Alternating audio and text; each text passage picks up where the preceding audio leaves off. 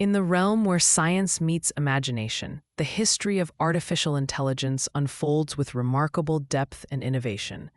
It all began in the 1950s, when the term artificial intelligence was coined by John McCarthy, aiming to create machines that could mimic human cognitive functions.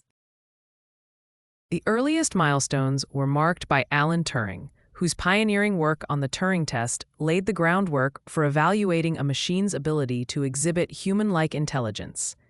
Fast forward to the 1960s, AI saw universities and institutions establishing laboratories dedicated to its study. Programs like ELIZA, an early natural language processing computer program, emerged, offering a glimpse into conversational AI. However, enthusiasm gave way to the AI winter of the 1970s and 80s, a period characterized by stagnation due to unmet expectations and limited computational resources. The early 1990s marked a resurgence of AI with increased computational power and algorithmic breakthroughs. In 1997, IBM's Deep Blue famously defeated chess grandmaster Garry Kasparov, showcasing AI's potential in strategy games. The turn of the new millennium brought with it advancements in machine learning and data-driven techniques, fueling unprecedented progress in AI research and application.